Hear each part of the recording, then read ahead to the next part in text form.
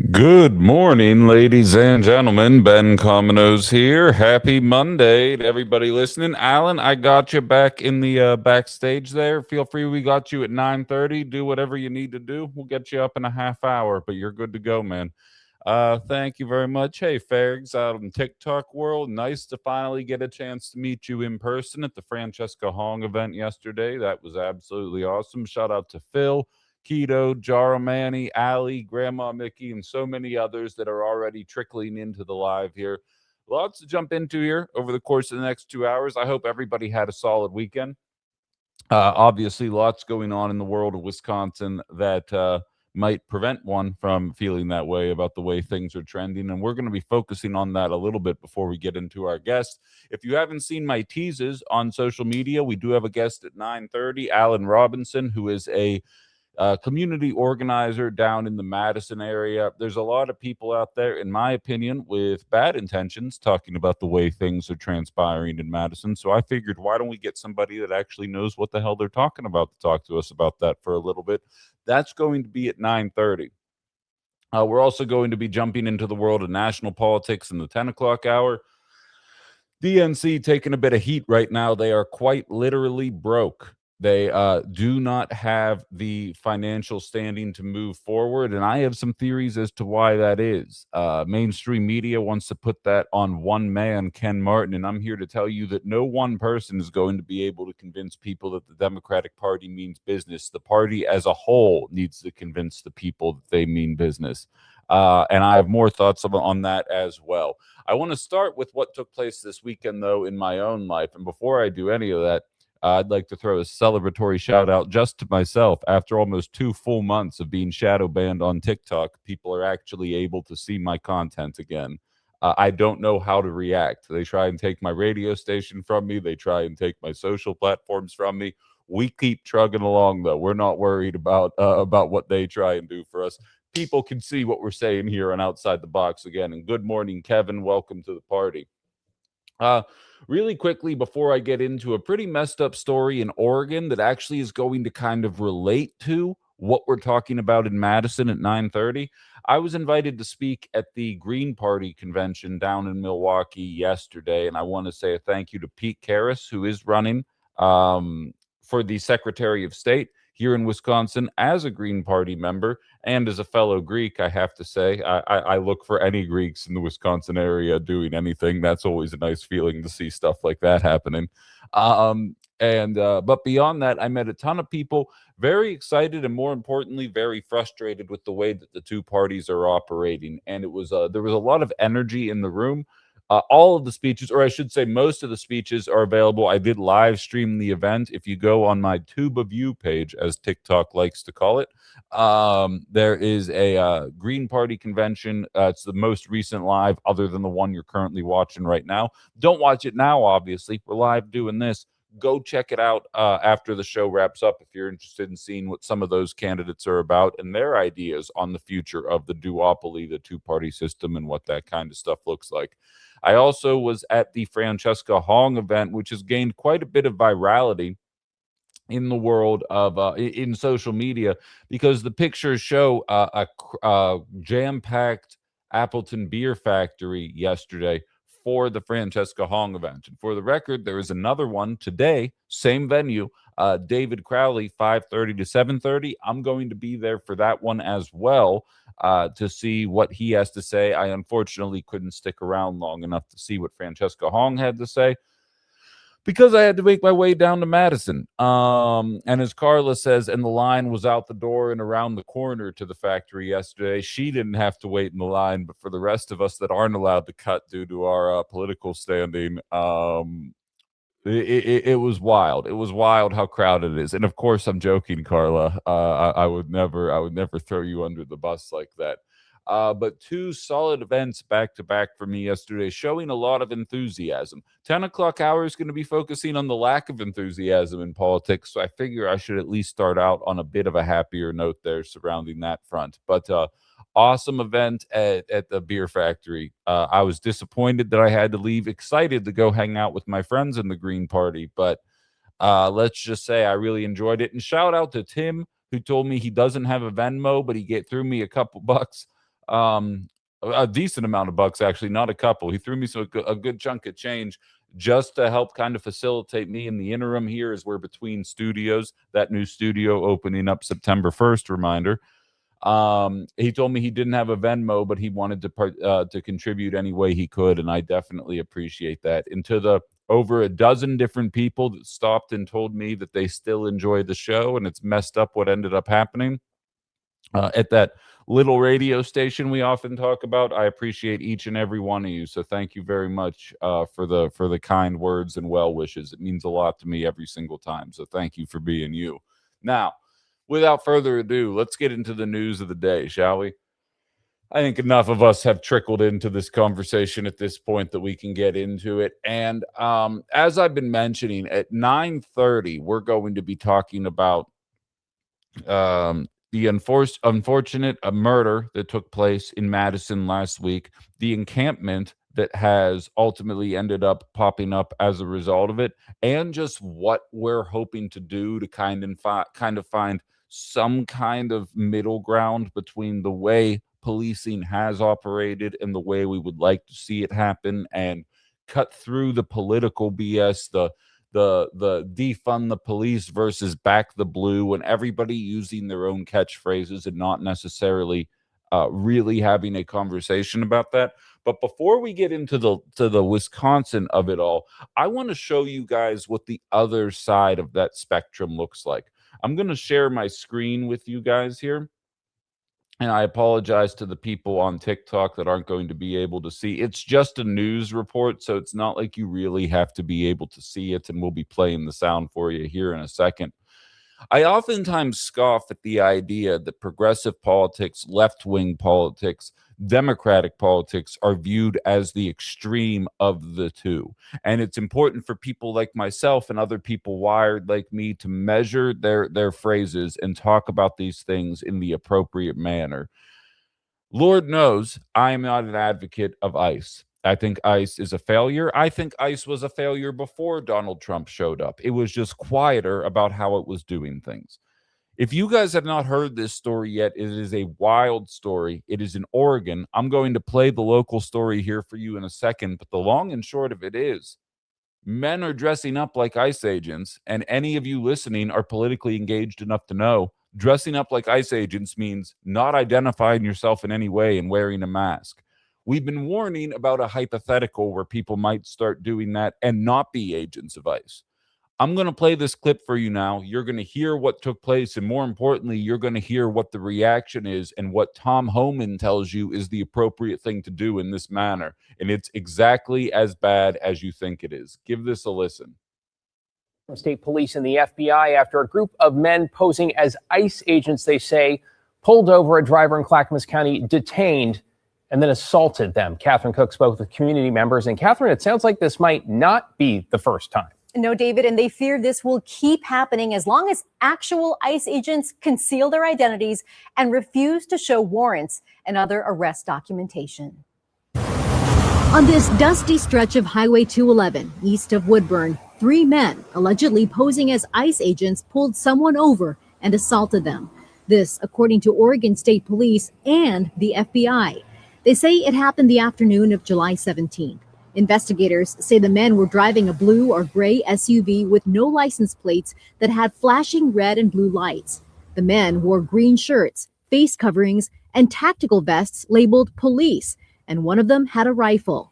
After pulling the victim over, police say the men forced them out of their car, searched them, held them in their SUV, and assaulted them before finally letting them go. This is the kind of attacks that we were afraid would actually happen. We know that when ICE roams the streets without any kind of identification, any kind of accountability, that's the message you're sending to people, that this kind of stuff is okay. Rena Lopez is president of PICUN, Oregon's farm worker union. She says community members have spoken of similar incidents involving ICE impersonators.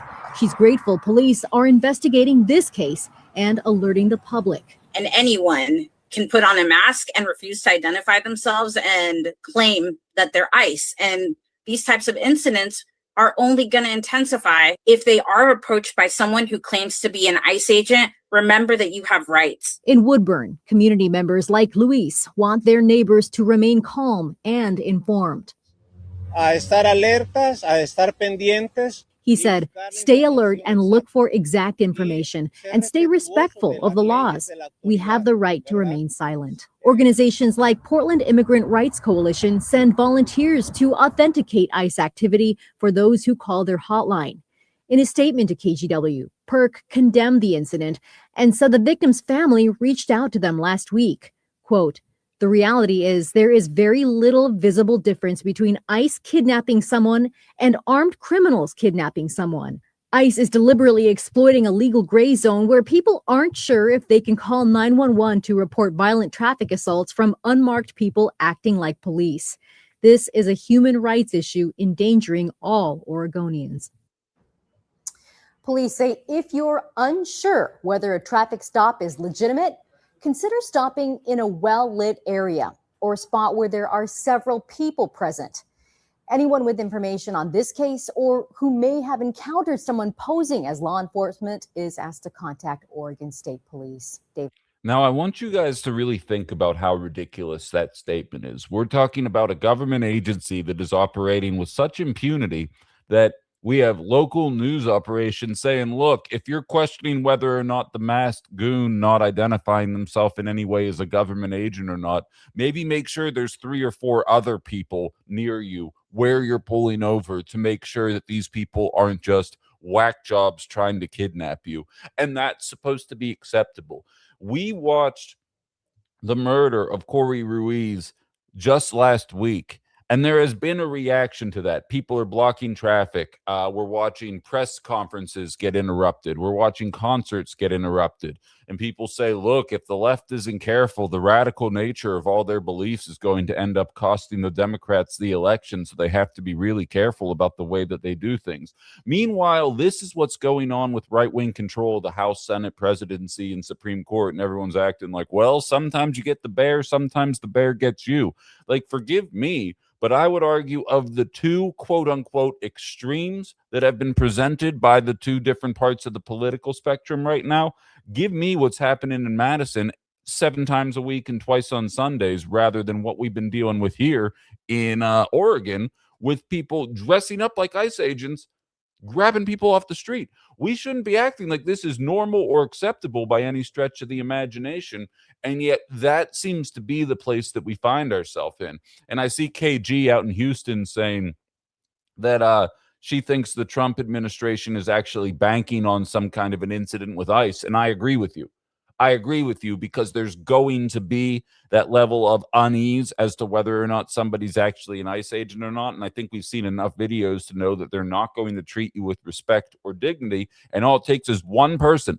We're a country of 370 million people. All it takes is one person who gets screwed with on the wrong day, and people are going to act like this is some kind of widespread issue facing, the overwhelming majority of the population. We know that they're going to do that. It's the game plan that they try and use all the time. She says they want to use citizens defending themselves as an excuse to escalate, which I would agree with that. CKK says pulling into a well-lit populated area has long been advised when you are unsure of the circumstances. People have impersonated police as long as there have been police. Yes, but impersonating police used to mean actually having a uniform, having a badge. There were things that you could look for that you'd be like, that doesn't feel right. Now it's guy in a mask wearing a black shirt. Give me a mask and this shirt, and all of a sudden I'm an agent of ICE. It's a little bit different than impersonating a police officer because at least there were identifying markers of what a police officer would be. In my opinion, at least. Jim says, sorry, I'm trying to stay on focus here. Keto says, and MAGA says the left are bad, how the tables have turned. I would agree with that.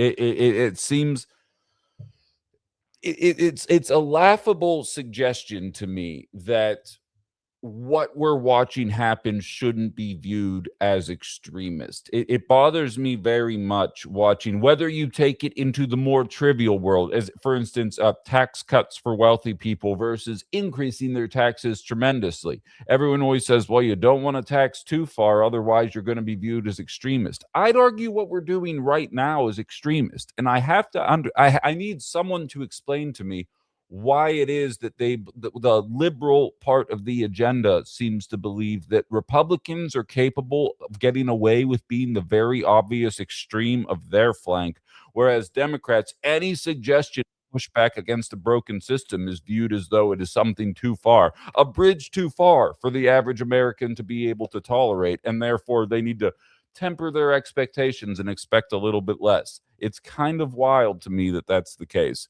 But yeah, and I see you, Ali, saying use the StreamYard link. I have a guest who's waiting, and that kind of messes with it. I'll be bringing guests up after, or excuse me, callers up after we do our guests here. Alan, I see you standing there. I know we said 9:30. Are you good to jump into the conversation right now? You can just give me a thumbs up if you wanna do this here. Are you good to go right now? Yeah, cool. All right, so I have a guest, and I feel like this is as good a point of any is to kind of jump into this here. We're speaking with Alan Robinson. He is a community organizer down in the Madison area. I'm bringing you on stage now, Alan. Thank you very much for joining us. How are you today?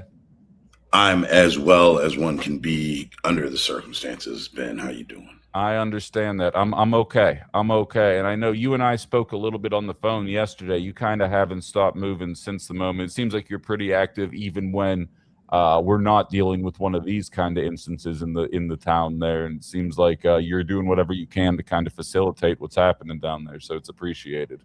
Yeah, man, I'll sleep when I'm dead. You know, in my capacity as the executive director of the Satori Recovery Project, we deliver direct services to people who are unhoused and people who use drugs. I'm also the director of operations for Wisconsin's first drug users union. You know, it is my personal belief that people who are closest to the problems are often closest to the solutions. That solutions are generally closely oriented to the problem, right? The difficulty is that decision makers are seldom closely oriented to the problem. As a result, they impose policies on people without being fully informed of what's happening on the ground or how those policies are going to impact those people. So as far as like the opioid settlement dollars and things like that, my job is basically to ensure people who use drugs have an advocacy seat at the table and that their advocacy is effective in creating those policies. Now, when it comes to Corey Ruiz, he was an unhoused person who used drugs. And so knowing the area as I do, when I heard someone was murdered by the police, you know, in that area, I figured it would be an unhoused person. I figured it would be a person who uses drugs in some capacity, right? Whether that's just smoking weed or whether that's anything more dangerous than that, right? So I went down right away because, you know, in my professional capacity, this is the community I serve. I want to know what's going on with the people in my community, right? So I just jumped right in and have been doing the work since it happened. Yeah, and I think it's incredibly invaluable work. I've lived in the Fox Valley for the last 4 years, but I'm from the city of Pittsburgh originally, and I would always state that I think a lot of people in this region of Wisconsin talk about what's happening in Madison, talk about what's happening in Milwaukee from a bit of a perspective of not necessarily understanding it. That's not to say that we don't have a homeless population or unhoused population up here in the Fox Valley, but relative to what I was used to dealing with in Pittsburgh, it's very negligible relative to what's normal. And I think people have a somewhat cartoonish attitude towards how you end up in that situation, what it's like once you're in that situation, the hurdles that you have to jump over to get out of that situation. And so, your advocacy, you coming out on programs like this, speaking to an audience that maybe isn't as well versed in the matters, I think might provide some perspective that otherwise wouldn't be attainable just through sheer personal empathy or trying to understand it. Somebody who kind of has boots on the ground there. So I guess let's start with the basics here about Corey, and then we're going to expand larger and larger into the encampment that's going on, and we're eventually going to look into your op-ed that you wrote for 365, which I found absolutely fascinating, just in the way you organized it, let alone what you had to say. But so you clearly had interactions with Corey prior to what took place last week, and a little bit about the man before we move on. You know, honestly, I hadn't had any interactions with Corey, so I'll be frank in saying that, you know, if anything, in passing, right? But I did not. I knew that in that area, right there on that block where the Willie Street Co-op, Cafe Coda, Dank of America, where those things are all located, Mad Street Medicine, and there is a service there, right? And in one of those buildings that serves the unhoused community, that serves people who use drugs. They provide harm reduction materials. They provide safe use supplies. They, food, a day shelter. It's really, it's an all around good service. And of course we need more of those services, but knowing that the circumstances surrounding Corey, right, consist of poverty and the criminalization of poverty, right? So a report of someone checking cars, now everybody's property deserves to be safe. People deserve to be safe, right? But the report of someone checking cars, well, checking car doors, that's a act of desperation, right? That's somebody who is impoverished and someone who's looking to get whatever they can, right? That kind of property crime isn't at all excusable, but that's the kind of property crime that people who are unhoused get into. Do you understand what I'm saying? Absolutely. Crime is a matter of circumstance, and we act like it's a matter of wanting to be acting that way. And I think it's a childish attitude. Is that a good way to sum up what you're saying?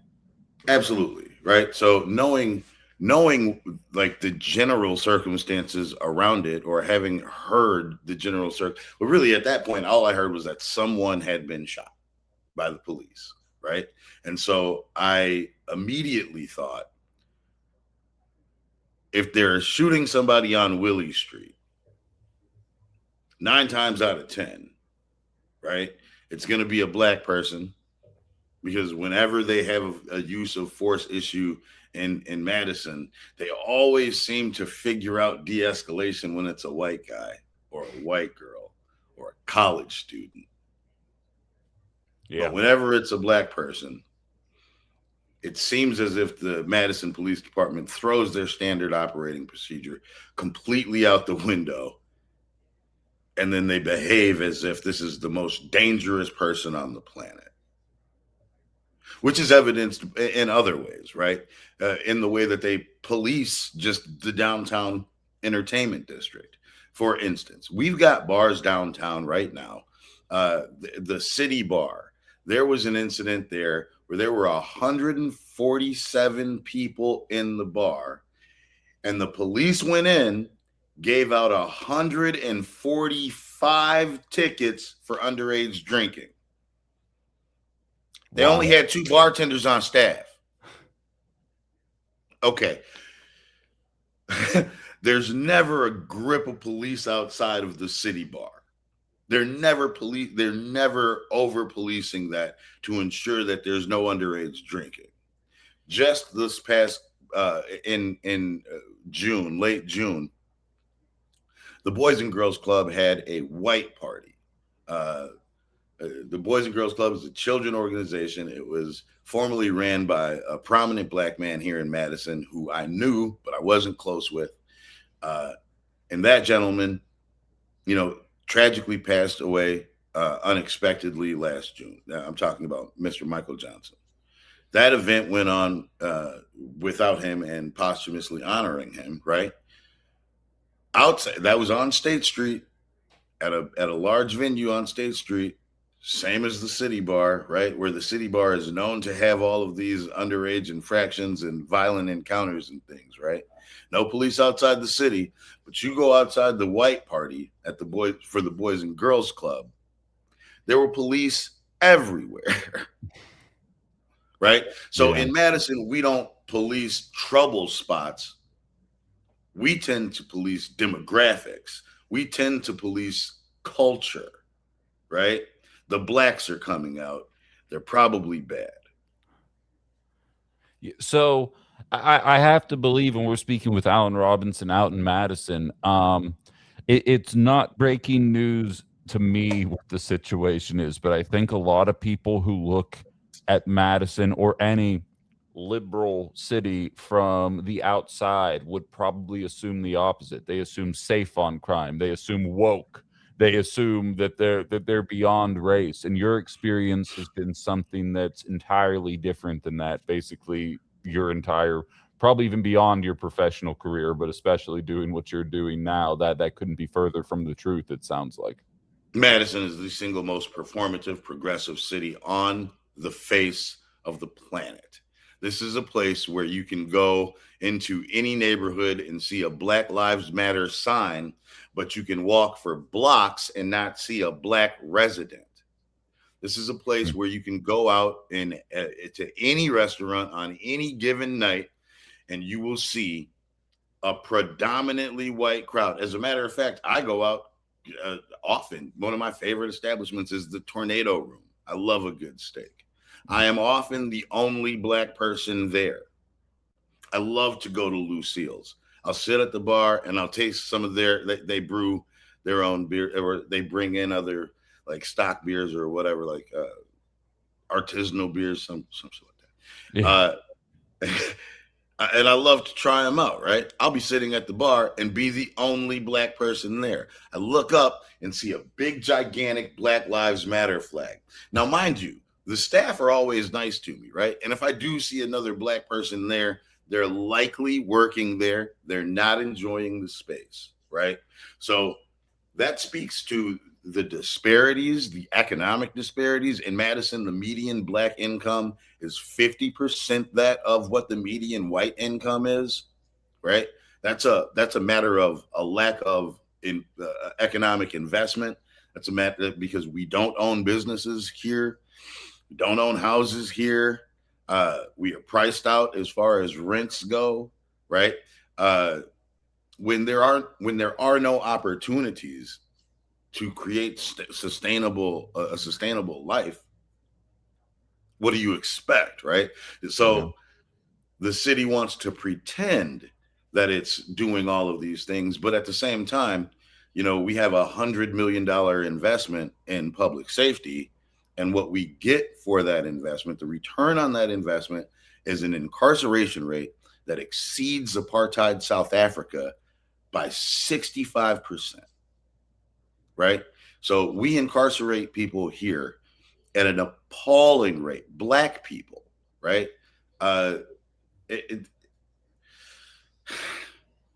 Madison spends a lot of money to ignore those problems and to hide them so that they can continue the facade of being an incredibly progressive and liberal city, while in truth, the underbelly is very much exclusionary. Yeah, I believe that. I was at a Green convention. I was speaking at the Green convention in Milwaukee yesterday, and it was, I'd say, half and half crowd, white and black, and there were quite a few black speakers, including Carlos Dixon, who we'll be talking about here in a little bit. But they were oftentimes lamenting their frustration with the Democratic Party. And while it's obviously, relative to what the other half of the political spectrum is offering, it's kind of a no-brainer. But the ways in which the black community shows up for liberal parties, liberal cities, things of that nature, only to kind of be left behind based on the explanation you're kind of giving me right now, is it's very pervasive. I don't even think I I can tell you right now, it's not unique to Madison. 'Cause I'm telling you, Pittsburgh isn't too far off from what you're talking about either, from my own lived experience. So, I mean, Sure. Go ahead. I'll tell you, man. The difference between the Democrats and the Republicans are, for Black people at least, is that we are asked to choose between open hostility on the Republican side and polished neglect on the Democrat side. Madison is a city that has been run by Democrats for generations, and yet we are a city that houses some of the worst disparities in the nation for Black people. I don't believe that those are bugs of the system. I believe that those are features. Yeah. So it's very difficult for me to trust the Democratic Party based on the fact that it's always, well, just wait one more cycle. Yeah. We're always one cycle away, but it turns out solving these problems doesn't bring the money in. Seems to be the general consensus there once you actually put some of these things to bed. I also have a real problem with anybody who wants me to trust them and they are super eager to make a deal with a bigot. Yeah. I've never wanted to find consensus with a racist or a bigot or a fascist. I've never wanted to do that. We're not on the same. I'm a veteran of the United States Navy. I am anti-fascist. Yeah. Duh. I'm an American. Yeah. It became a bad word overnight, it feels like, probably because people don't know how to define it. But nevertheless, let's get into, so I'm going to marry this conversation with the op-ed you wrote, but I want to start with the encampment that's going on. The open hostility half of the equation, the Republican half of the political spectrum. Anytime something like what is happening in Madison right now happens, it is immediately weaponized against Democrats, the left, all minorities, immigrants, fill in the blank. This is what you get if you elect Democrats, blocking the streets and these encampments and lawlessness and crime and all these different things. What's your experience on the ground with what's actually happening in the encampment relative to the way the media is trying to portray it? Yeah, I'm not seeing, frankly, some of the protests, these protests are an enigma, right? Many of them have been organized and disorganized at the exact same time.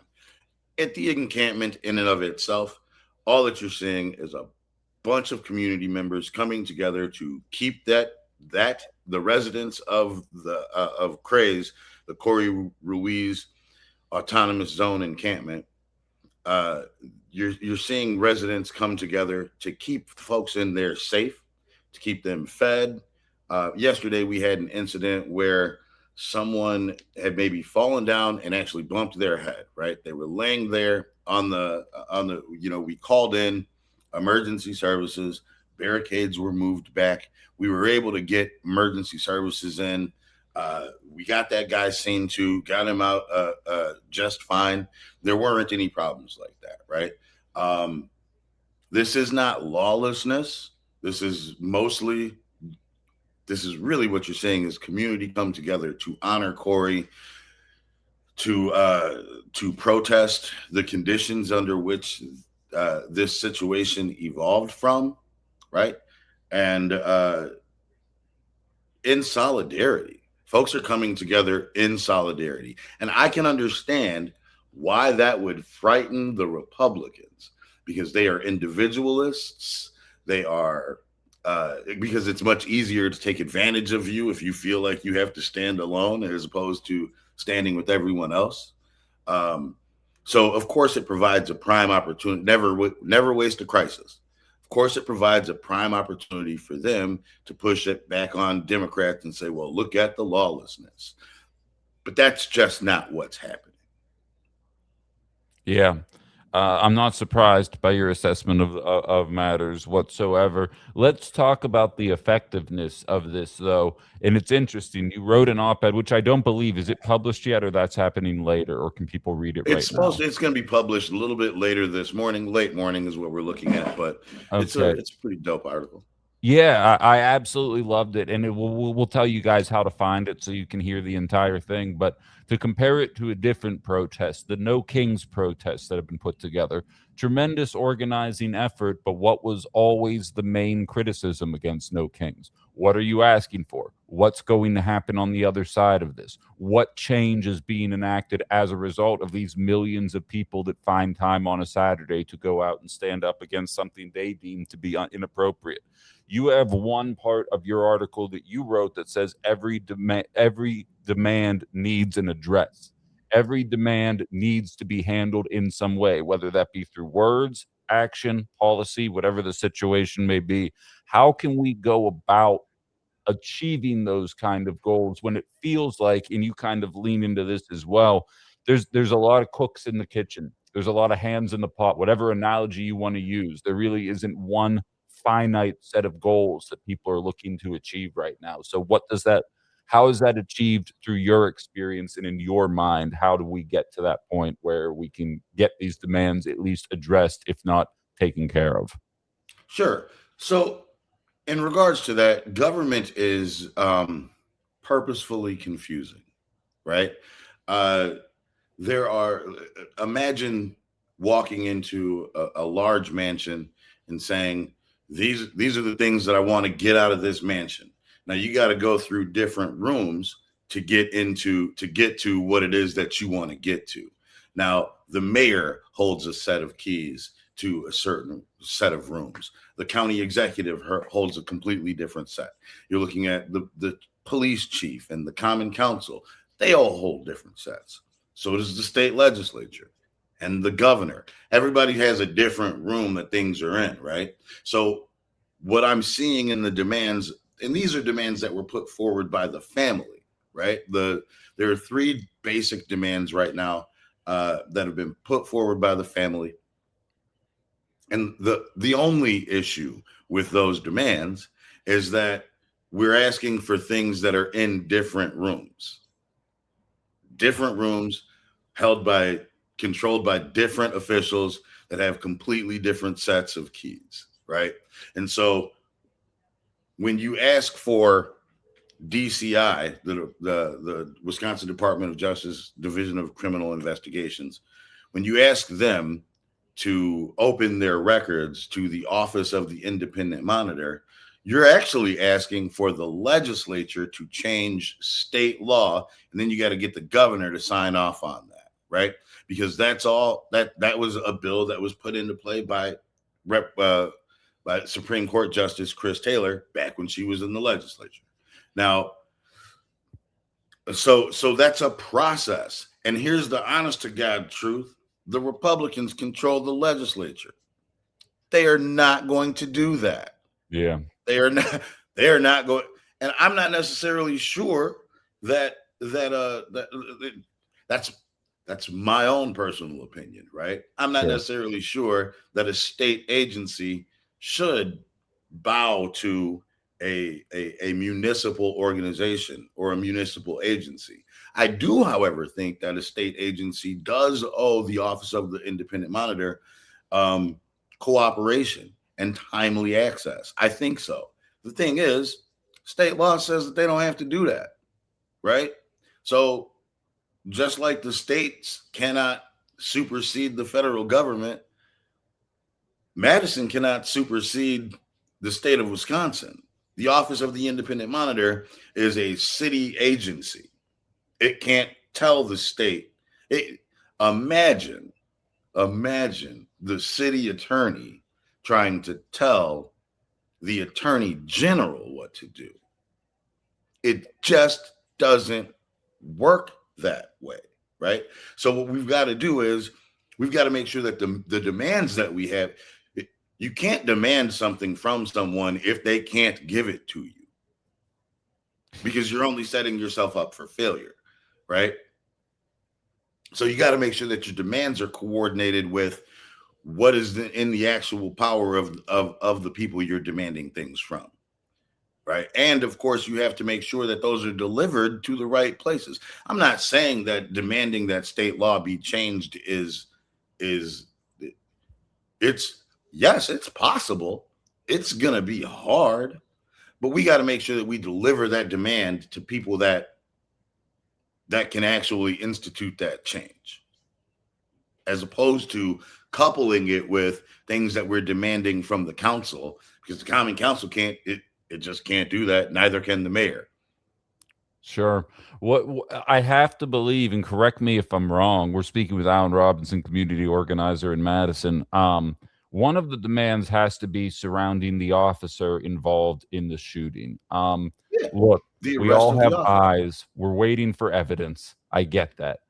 At the very least, there should be a conversation about competency and the ability to do the job, and whether or not that person has the ability to do the job. I was fired last month. I was the #1 rated talk show in our market, and I was fired for doing the job well. We have video of this guy operating this way. What do you think it says about the standard, the thin blue line, whatever you want to define it as, that this person, he's on administrative leave, which is protocol for the situation. Should he very minimally at least not have the authority to be in this position again? Is that the consensus? Or maybe people are expecting much further. I'm more of a, while I think I know what my eyes are showing me, I will wait until the investigation is all said and done before jumping to conclusions.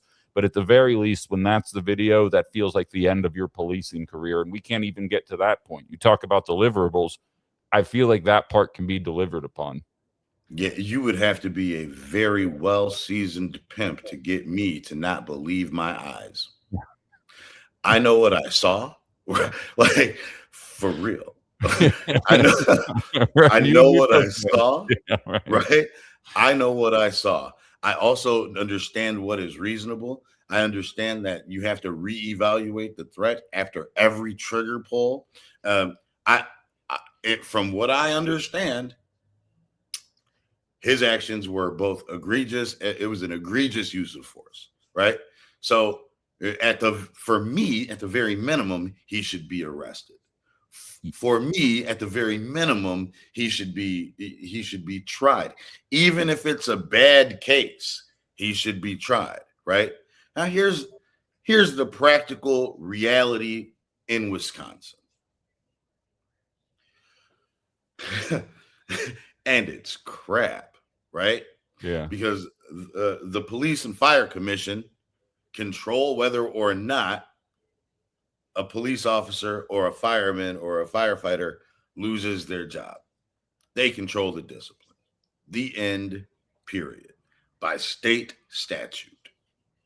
Now, if they're not charged with anything, and the Office of the Independent Monitor can just say, well, they didn't follow the standard operating procedure, they can make a recommendation to the Police and Fire Commission.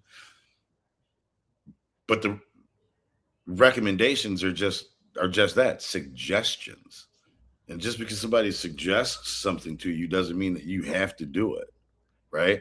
So the Office of the Independent Monitor doesn't have any teeth, and it can't have any teeth by state statute, right? So if you want to change that, you have to deliver that demand to the state legislature, which again is controlled by Republicans who don't care whether or not Black people are murdered at exorbitant rates by the police. They just don't care.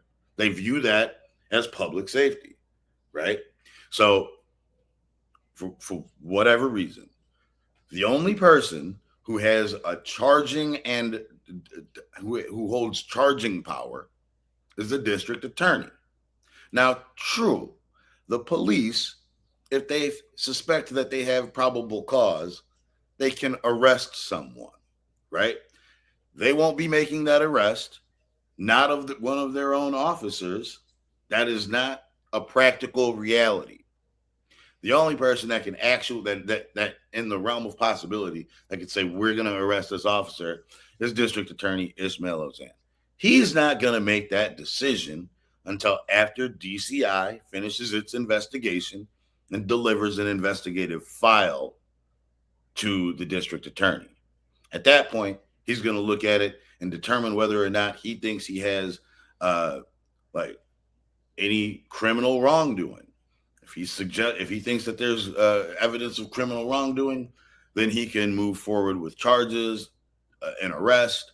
even if he thinks that it's a bad case, even if he thinks he's going to lose at trial, he can still have the gentleman arrested.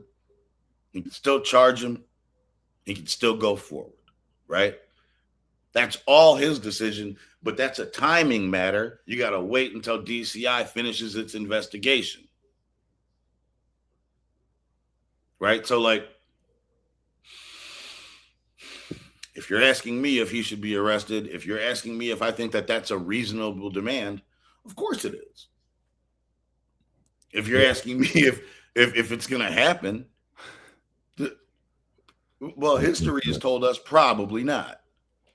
Yeah.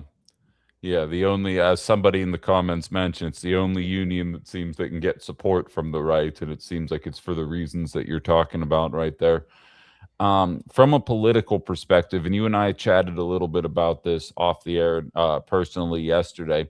We have gubernatorial candidate Francesca Hong showing up to the protest with a bullhorn. We have Carlos Dixon, who is running for governor, showing up at the press conference, kind of interrupting it there, both of which getting quite a bit of news and notoriety from the decisions that they made to try and get their voices heard on the matter. And for the record, I've had both of them on this show, and I'm intending to have Carlos on again. So I'm not setting you up. I'm not trying to, start anything here. But your perspective on the matter surrounding both the optics as well as the efficacy of these measures to kind of try and draw eyes to the situation or make it known that maybe the protesters aren't as alone as they may feel politically. I want to just be clear. Francesca did not show up with a bullhorn. I was there when she, I actually, when I arrived, she was sitting quietly next to the memorial, and she was sitting in community, and she was sharing space with the people in community quite respectfully. I left before the bullhorn incident, because this was shortly after everything had gone down. And it had been a very long day for me. So I didn't personally witness the bullhorn, like what she said or any of that. I did, however, really, I told her, thank you for coming out. I appreciate you, sitting respectfully and sharing the space. Right. And I appreciate that, because for me, I have noticed that Fran hasn't said anything or much of anything about Black people or the disparities we face in Wisconsin. And frankly, in order to win in November, you have to build coalitions. You can't win without Black people in Wisconsin if you're a Democrat. You can't. We're too large of a population demographic. So it just doesn't make any sense, right? Considering that there was an Asian shopkeeper who shot a Black kid in the back and got off on self-defense. 2 weeks later, or a week and a half later, we had Carmelo Anthony getting sentenced to 35 years and his self-defense argument being thrown out the window. But you can shoot a kid in the back if you're an Asian shopkeeper. There was a lot of tension between the Black and Asian community at that time. There's talk of boycotts. I missed manicures and pedicures because of it. Wild shit is happening in the streets.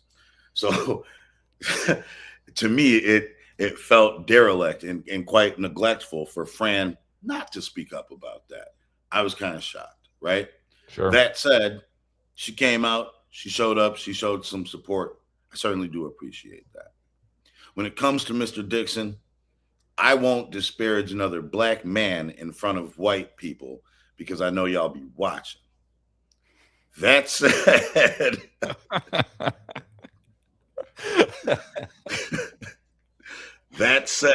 yeah. Right? I think it's important for local people in the community to speak for themselves. While I do think outside voices can contribute to the conversation, I think that it's best that those outside voices be respectful of the voices of the people who are in the room, who are in the community, who have to deal with these circumstances every day. Visitors, when you visit somebody else's house, I don't care what Charlie Murphy say. If it's fuck my couch, you have to get out. Yeah.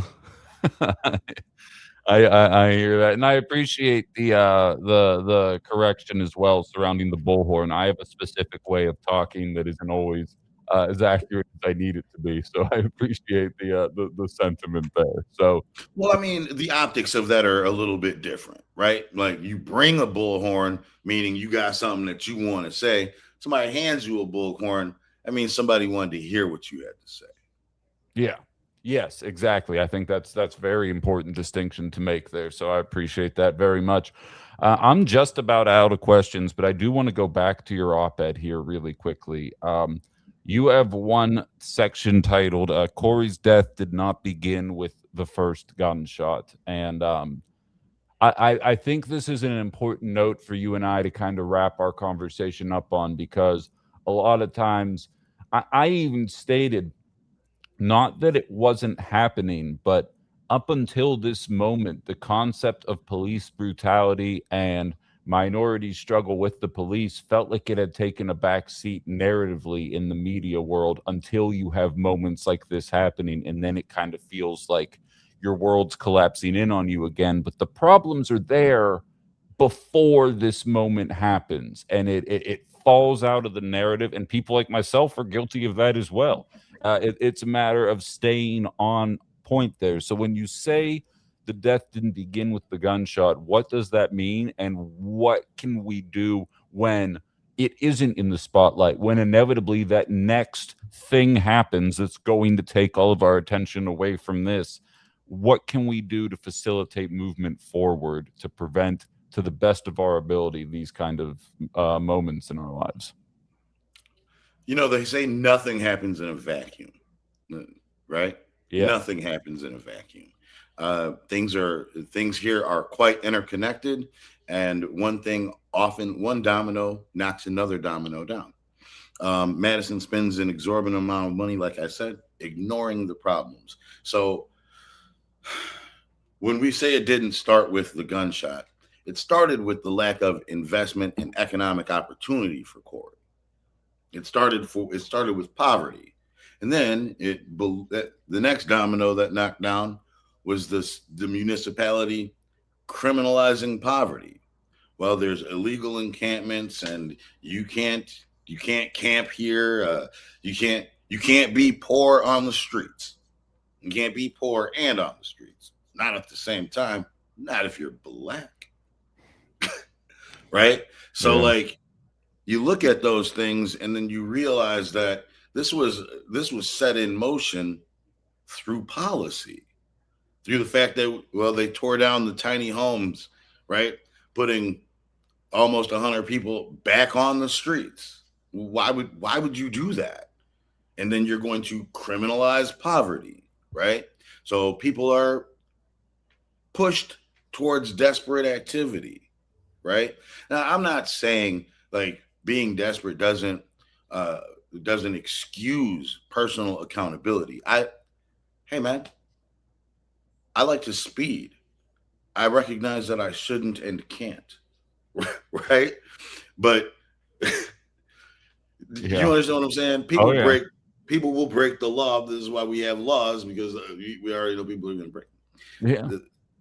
But criminalizing poverty doesn't make anything better, right? What we need to spend those resources on are investments in the community, ensuring that people have employment, right? The black unemployment rate here in Dane County is twice that of the white unemployment rate.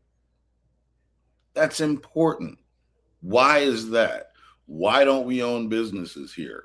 Where's the lack of economic, and why is there such a lack of economic investment in that community? Right? It just doesn't make any sense. If you look at even the Dane County jail population, on the daily average for black residents of the Dane County jail, 55%. We are 5% of the population in Madison, and the FBI crime report tells us that black people and white people commit crimes at the same rate. So how is it possible that the closest demographic to us, which is the Asian population here, account for 1% of the Dane County jail population at any given time. That's 12, maybe 13 people at the most, right? So it just like the numbers don't make sense unless it's a systemic oppression, right? Unless you are over policing and harassing one very specific community. And not to mention, in doing so, if Black people and white people are committing crimes at the same rate, then how many crimes are going uninvestigated, unreported, and unattended to in these white communities? So what are we actually paying for in regards to public safety? Right? Right. The results don't make any sense. The truth of the matter is white supremacy hurts Black people and white people. But white folks don't necessarily want to see that because it hurts them in a completely different way. That's a tale as old as time, honestly. And I mean, I've experienced it. I grew up in white suburbia and I moved to the city where it was more so a 50-50 split. And I've been invited to, the barbecues. I've been like the white guy, and I have had moments where, like, just to be frank, I can't use direct verbiage because TikTok will ban me. But no matter what barbecue I go to, jazz cabbage is getting passed around there, like we're having a good time. Only one time was the party interrupted by police for no reason other than a suspicious smell, and I'm sure you can. And I watched it happen firsthand. I watched the mode get thrown off, and then I watched my friends, the people that were there, get aggressive back to the police. And I'm sitting there having been kind of oblivious to this until I was 23 years old, and just being like, oh God, I understand why you guys are mad right now. And also the fact that everyone's acting this way is only going to further the problem now, although you should be pissed off. It's such a sticky conversation for anybody that doesn't want to experience it firsthand, that hasn't been in a position to see exactly what the disparity looks like. Because you're exactly right. The laws are getting broken at the same level. It's a matter of where are the actual eyes. And right. Not where I grew up. That's what I'm saying. Like, the Black delegation has suspended all cookout invitations until America finishes its racism. Yeah. It's got a full plate of racism that it hasn't touched. And so it cannot have a serving of peach cobbler until it finishes that main course. Yeah. I feel that's that. where I stand on it. I get it. That said, and I'll just leave it like this, right? We don't have cannabis reform in Wisconsin because the police use it as a tool to 100%. over police and harass Black and brown people. Oh my God, I smell weed. Now let's search, right? Doesn't matter whether or not chemically indistinguishable from legal hemp. Well, the police do not have to accept your explanation of it. They can just, I think it's illegal. Right. I've just told you I bought it from a hemp store. Well, I think it's illegal. Right. And then they search in your system, and then it stays in your system for 30 days. But all the guys on Wall Street, what they're doing is in and out of their system in 2 or 3 days. I see it. I know exactly what you're saying, and I don't think you're off base at all with the way that you're saying it either. I think it's a fair assessment. We've been going for almost 45 minutes. Is there anything I missed? Is there something that you want to, if you have, the floor is yours. Is there one final message you want to get out there to people listening that would be a good note for us to wrap the conversation up on? If you are outside of Madison, come down, come see the encampment, come bring some supplies, bring ice, be a part of the community, write to, well, there's nobody that you can write to. There's no help that you can give aside from, coming down, being a part of the protests, and engaging peacefully if that's what you want to do. These are peaceful protests. If you are inside of Madison, I don't want to engage in any emotional terrorism. I want to let you know that the encampment is safe. I do not believe that the police are going to be coming in to rip us out of the encampment or anything like that. And not in any given time or any in the foreseeable. Why would they want to do that? Why would they do that? It's only you just got to think about it. It's only going to make things worse if they do that, right? So what the city is hoping for is a peaceful resolution to the encampment. They don't want to bring in law enforcement because they know that that's going to garner national attention. Our mayor she just launched her reelection campaign. People have elections coming up, man. They don't want that kind of drama. They don't want that kind of stain on their on their campaign. You got to recognize where people are operating from, right? So, just be supportive, be unified, stand in solidarity with people. That is how we beat fascism. We do not beat white supremacy with black supremacy. We beat white supremacy with solidarity. We do not beat capitalism and fascism with anything other than socialism. That's how we win, by standing with one another. So I encourage you to do more of that. Ben, I certainly do appreciate you having me on, and keep fighting the good fight, man. Same to you, man. When are you running for office? We getting you on the ballot soon? We getting you on the ballot? No, I don't have any interest in lying to the people like that. I love it. You got my vote when you make the decision. How do we find that article later? 365 Wisconsin? Go to Madison 365, search Allen Robinson. It'll be my third article up in the last month or so. Take a look at all three of them. The first one, What It's Like to Be Black in Madison, gives you a little bit of perspective. The second one there, Representation is Not Liberation.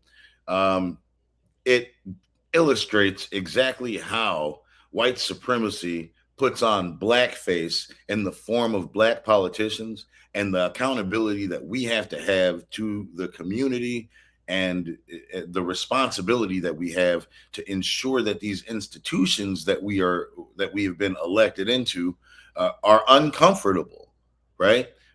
It's a great article. Give it a good read. But this latest one, I got to tell you, man, it's a long read, but it's well worth it, because I go into a lot of detail about the mechanics at play here, and some of the politics in stake. And unfortunately, a lot of this has gotten really personal between some of these the office of the Independent Monitor and some politicians, right? It's gotten really personal, and so there's vendettas at play. Corey's death didn't happen in a vacuum. The office of the Independent Monitor being interjected into this conversation is both fortunate, but also really unfortunate, because I don't think that the political side of things should impact how we honor and remember him, how we respect the wishes of the family, and how we come together as a community to move forward into a better future for all of us. Perfect. And one of my moderators, Ali, threw the link up for that website in the live chat there. So anybody who's listening to Alan speak, just follow the link there. People are asking for normally I interact with the live chat as it's happening, but I have this has been such a good flow that I kind of didn't want to throw the conversation off here. But people are asking if you have socials or how they can support what you're trying to accomplish right now. Is there somewhere you can point the people in the chat right now? Yeah, man. You can find me on This Allen Robinson at Facebook.com or Allen Robinson. Is it this one? I think it's let me just. Yeah, do your thing. Yeah, right. Tell me about it. I put off the whole social thing for a while, so I feel in over my head all the time. Can we make this a series? That's on Alan, but he's always welcome back. What's on here? Oh, man, for sure. Ask a Black Guy is always fun. So yeah, it's going to be facebook.com/this THISALAN Robinson ROBINSON. There's and from there we'll put up links to support Pulse. We'll put up links to support the Satori House Recovery Project. If you want to support the encampment, I'll put up a link to Jasmine Brown, who is running the It's not a GoFundMe. It's just a community fund. So folks can be in contact with her. And I got to just let you know right off top, there are some amazing community organizers who have been on Willie Street. Like Latour has been on Lolo. She's been on Willie Street since Tony Robinson's, since her nephew Tony Robinson was tragically murdered by Matt Kinney, right? Matt Kinney went on to be a trainer. Now he sometimes rides horses. And let me just give a little bit of context. Our previous police chief said Matt Kinney should be fired. Matt Kinney still has his job. The police chief called for his firing. And yeah, the Police and Fire Commission said no, because there were no charges filed. We don't have anything to charge him. We can't touch him. You understand what I'm saying? So like the truth of the matter is, if we want the arrest of Officer Kyle Peterson, we got to be pressuring Ishmael Ozan. And we won't be able to even apply any of that pressure until after DCI finishes its investigation. So we can't put the cart before the horse. We got to keep our eye on the prize. And then when it comes time to pressure the DA, we got to get out into the streets. Good stuff. Alan Robinson, I appreciate all the time you gave us today. I think it's important information, and I think a more boots on the ground as to what's actually happening, and more importantly, what led to it. And I think that's important for people to know. So thank you very much, and I'll be in touch. We'll talk soon. All right, man. Thanks so much. Take it easy. All right, now. Yep. All right. Well, that was enlightening. I find that guy, I could tell from our conversation that we had on the air before we even really got into this, that that was going to be an interesting one to kind of share with you guys. And I appreciate, and to the people that are newer in the chat, I normally am much more interactive with you guys. I hope you didn't take it personally that I wasn't reading any of your comments while we were doing that there, but I was trying to read them personally as I was going through, and normally it is a lot more interactive. I'm going to post a link in the chat right now for anybody who wants to hop on the show and get their thoughts heard. I'm going to throw that right there. You can use that link that I just put in the live stream chat. Go ahead and punch that into your own browser, and it'll send you backstage. And I'm more than happy to bring up anybody who wants to share their own thoughts. I don't know, to those of you that are newer to the program here today, if you if you're interested in getting your thoughts out there, I welcome anybody. So please consider hopping on. And if you're in the Madison area, especially, I'd love to hear what you have to say. But any and all takers are welcome. That link is available. Just look for the post from Ben Cominos right there, and I'm happy to get you on there. Carla saying no need to read comments during the interview. Yeah, I know, but I like to try and keep the entire community involved with the conversation. And yeah, anybody who's new that wants to throw me a subscription here as well. We're trying to build some independent media. Got my voice shut down in the mainstream, I think, because I was too effective. So if you like what we're trying to do here, please consider subscribing to this page. Whether it be on the tube of you, TikTok, Facebook, you name it. Trying to build something out here to act as a voice for people like Alan. So I hope so. You found it by accident, Raul. I welcome that. I'm glad you're here. And I saw your comments there as well. Are you in the Wisconsin area? The number of people that came up to me at Francesca Hong's event yesterday and only told me they found me after I was fired, it was honestly, it was very nice to hear, because I've been doing this job for 4 years, but it feels like you kind of need that name recognition of being fired to get it out there. Let's see what we have here. Nope. All right. It says, I think somebody's trying to speak via TikTok, but for some reason it's not. Oh, well, whatever. Listening out in Jefferson County. Okay, right on. It's It's a grind, I can say that much. But Alan's doing the work, and shout out to TJ, by the way, who I think is in the comments. She is the one who even introduced me to Alan. I did not find him on my own. I'm a one-man operation, so guest booking can be a bit difficult at time to time, a bit cumbersome.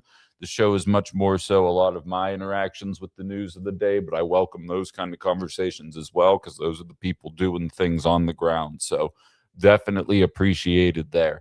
And for anybody who joined halfway through, didn't get a chance to catch the whole thing, it'll be on my Ben Cominos YouTube page. It takes a while for the video to render, but by the time probably 2 or 3 o'clock in the afternoon, it's available under the Lives tab. Every episode of Outside the Box is available in the Lives tab. So if you enjoy what you're hearing here now, go ahead and check it out. And I hope you'll follow along as we continue along here. So thank you for being here very much. And thank you again to Alan. All right. And I am going to send my link to Allie here, if you'll bear with me for 1 second. And then we're going to switch gears into a new topic, but allow me to, hold on, wait, no, there it is. Nope, where'd it go? There it goes. All right. Just bear with me as I send Allie this link right now. Bang. There we go. Allie, I just sent that over to you. So when you get a minute, she's going to be perpetually reposting the link for you guys to take part in the show. If you're interested in doing so, obviously no obligation. You can sit there as a passive observer as well. I am going to enter the realm of national politics now. And honestly, I feel like I could have kept Alan on. Between meeting Alan, and I made the joke several times when we were talking on the phone, I was like, oh, you're going to fit in great on this show, because he had his thoughts about Democrats. And well, I'm one of those shows that recognizes that Republicans obviously have no ideas right now, but the Democrats leave a lot to be desired, and that's kind of the main theme of the show. Brian says Alan had some quotable phrases, but tensions between Asians and blacks caused me to miss the petties and mayonnaise. Precious. That's funny. But so this story, in a world where state violence weren't happening in the southern part of the state. Oh, I apologize. TJ's pronouns are they, them. I apologize for the mistake there, and thank you for the correction. And more importantly, thank you for introducing me to Alan. It was completely... So it was a perfect match. That's why I said I trust your judgment going forward. So if you know anybody else community organizing wise that's looking for a platform, you know how to get in touch with me, TJ. But so in any event, I wanted to jump into this here because it kind of highlights a bigger issue. And I put together a little bit of a teaser before I got into the conversation surrounding the funding for the DNC. Now, if you haven't seen this story yet, the DNC is absolutely fucking broke. They've got no money. They have no capacity to actually, like, they are mortgaging the DNC as it speaks. They are telling bill collectors, do not charge us for anything until after the election, because we need to find a way to make more money. We need to find a way to rally the troops, get more funds in our coffers before we're able to actually pay out any of the bills that we have. And it's interesting because mainstream media has picked this story up, and it's almost August, which means lawmakers are going to take a 6-week vacation, because all European nations get 6 weeks guaranteed vacation, and Congress gets 6 weeks guaranteed vacation. The only people in industrialized world that don't get guaranteed vacation is all of us listening to this right now. But so they're about to go on vacation, which means a lot of mainstream media is going to get desperate for news, whereas shows like this can just interview candidates running for office and whatnot here. But so they are running with this story full-fledged, and they're specifically aiming it at Ken Martin. So there is a bit of a Wisconsin tie in here. And Robin says billionaires want Republicans so they can stay rich. Well, I have a theory about that, and I think you're on to what I'm getting at here. Raul's asking for what happened to all the Soros money. It all went to me. I'm waiting to cash the checks. But so the media is very anxious, or very they're on board for blaming Ken Martin for this shortfall. And allow me to say this first and foremost. I am not impressed by Ken Martin. I am not carrying water for Ken Martin in any way here. This is just a genuine opinion that I think is probably more relevant than the way the failing New York Times, MSNBC, and the rest of the liberal half of the media is talking about this story. You may remember, but it was essentially a 2-horse race to fill in on or to take the seat on running the DNC. It was Ken Martin of Minnesota, and then it was our own Ben Wickler. He's doing the national media tour right now because he has a book out. Maybe I'll reach out, try and get him on the show. But if there's one thing he's known for, it's his fundraising. He collects money. He pulled the Wisconsin Democrats out of the abyss. It took time, but it looks as though things are on the right track here in Wisconsin, with us in all likelihood flipping the Senate, and I have a pretty strong feeling about the governor's race as well. As you watch people talk about this, the media is questioning whether or not Ken Martin was the right guy for the job, saying he hasn't had one single positive news cycle essentially since taking the role over. And I have a different suggestion as to why that is. As people are highlighting, the Republicans are the people that are unabashedly pro-billionaire. Tax cuts for the rich. You should be happy that you have the opportunity to work for poverty wages at this company. Imagine if this company weren't here, yada, yada, yada, right? Democrats are the ones that cosplays the good guys, but ultimately become the shills for the billionaire class, just like Republicans. They're just sneakier about it. I think what you're watching happen right now and why the Democratic Party is broke is that they are stuck in between personalities right now. The corporations are noticing that progressives and socialists are starting to win elections, and they're starting to win elections in the cities and states where we were told they could not win elections. The Michigan primary is a week from tomorrow. The Wisconsin primary is 2 weeks from tomorrow.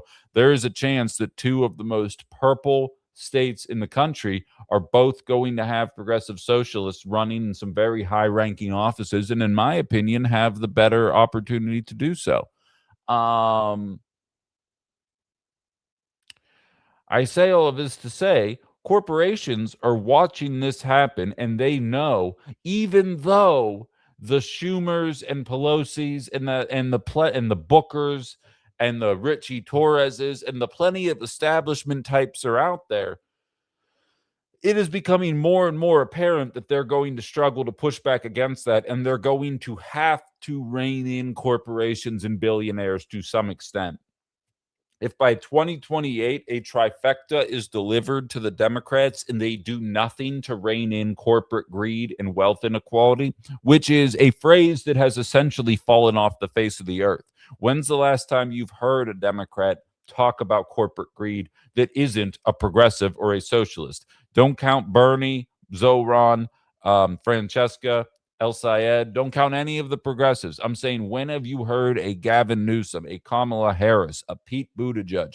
They'll talk about Donald Trump's tariffs. They'll talk about war in Iran. When are they going to talk about record profits every single quarter, basically since COVID started? When are they actually talking about that? They're not. Corporations are waking up to that fact, and they realize, son of a bitch, even though it's still a bunch of corporate Dems, I feel like they're going to have to hammer us a little bit. Not a lot. It's going to be the traditional milquetoast liberal approach. But corporations are realizing, if Republicans win, we don't even have to worry about milquetoasts. We can just keep doing things the way we're doing, and the record profits will never end until the system completely collapses in on itself. Then you have the voters, like myself, who know goddamn well that they're not interested in cracking down on corporations and billionaires in a meaningful way, at least not yet. And they are withholding their small dollar donations. You know who is getting small dollar donations? Fran, El Sayed, Mamdani, the normal people that do these kind of things. I just got a chat. That's awesome. There's a Fran chat talking about me. That's lovely. But in any event, they're not getting any of the dollars. So you have corporations saying, we're not giving you a check for $500,000 because I know you're not going to defend oil and gas pipelines. You're not going to defend a status quo that has been acceptable to most people for long enough. And now people are finally getting fed up with that as they continue to struggle with it. And then you have the people who say, we gave you a trifecta in 2020. You increased the child tax credit, got rid of half of child poverty, and rather than doubling that child tax credit, you eliminated it and returned the child poverty back to the levels that we were used to dealing with it. I don't believe that you guys mean business. And while I agree with that, I believe in harm reduction. I voted for Kamala Harris. I hate myself for voting for Kamala Harris, but I voted for Kamala Harris. However, I did not donate a single dollar to Kamala Harris. I did not actually advocate for her in any way. I was like, well, I guess if these are the two options, I'm sure as hell not going to keep dealing with any type of Republican stuff there. So I guess this is the best route that I can do. Sorry, I apologize. I said to check a message there really quickly. And the Democratic media wants you to believe that this is the fault of one man. Oh my God, if only we had chosen Ben Wickler instead of Ken Martin, we'd have so much more money. This is not, maybe that's accurate. Maybe Ben Wickler, maybe Ken Martin just does suck as a fundraiser, as a head of a Democratic Party.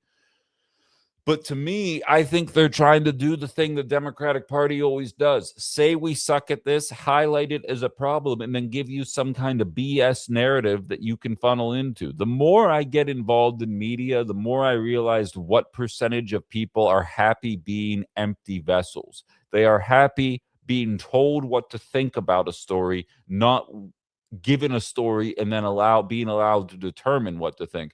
I am not telling you that you have to buy into what I'm telling you. I'm saying the media wants you to believe that this is one man's fault and it's Ken Martin. And I would argue 85% of the population, if you said Ken Martin, nobody would know who the hell you're talking about. They would say the guy that won all those rounds on Jeopardy or something like that. They'd have no idea who Ken Martin is.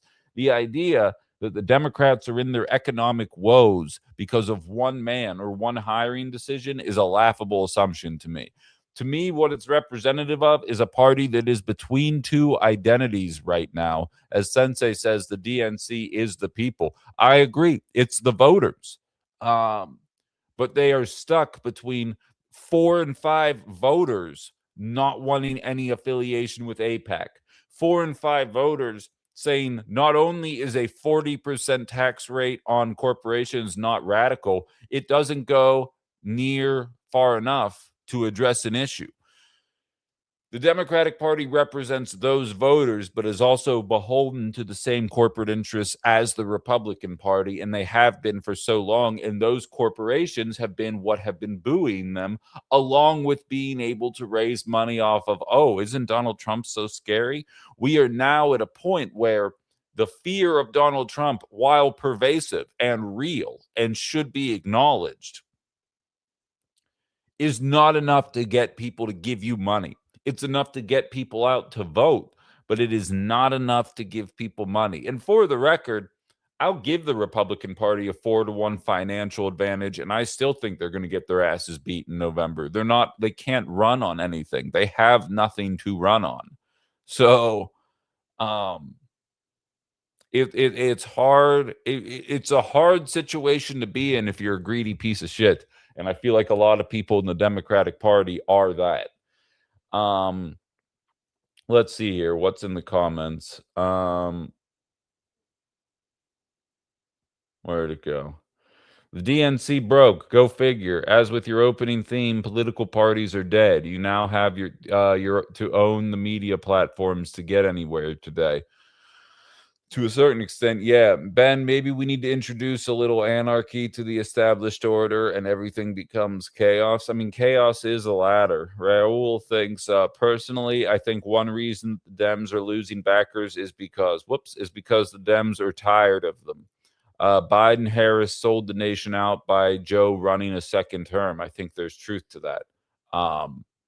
I think that has a lot to do with it, honestly. And again, they're still not running on new ideas. They're running on trials for Trump and his cohorts and holding the people who are fucking around right now to account.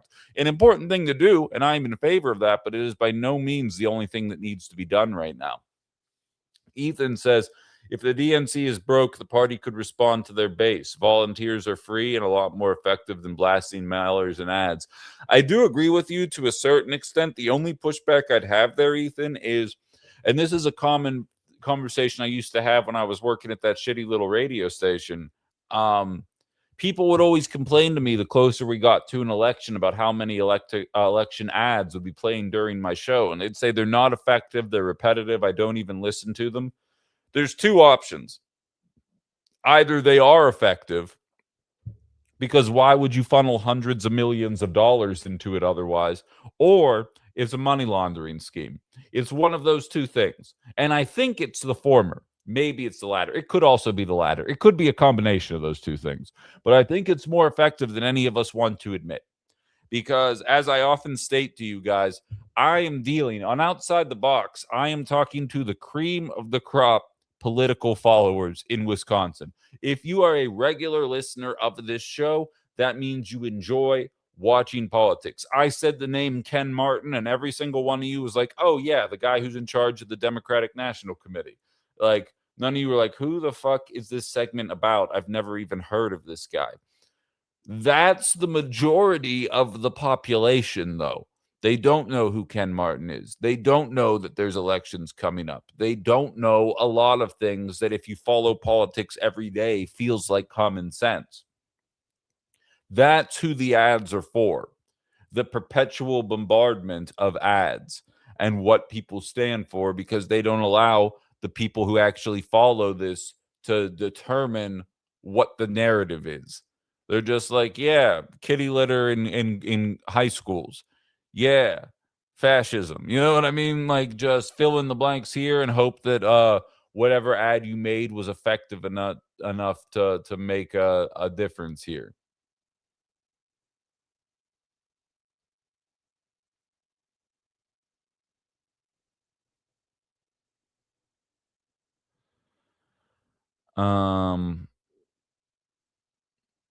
Yeah, Raul says he finds it ironic that Republicans fully embrace National Socialism, yet they say democratic socialism is bad. Absolutely. It's a tale as old as time. They're on welfare, or not welfare. They're on Social Security. They're on Medicare. They're on Medicaid, farm subsidies. The list goes on and on. But God forbid it goes to anybody else.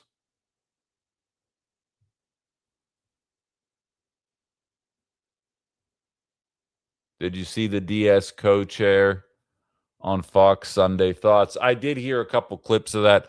I mean, I'm in favor of a couple of the things that they're talking about. Some of the other things they're talking about are a bit extremist. But again, the only way you're afraid of what the Democratic Socialists and what the left represents is if you are established in life. I can understand why somebody in their 60s or 70s who, statistically speaking, the status quo probably worked for, would be nervous about the idea of abolishing a Senate.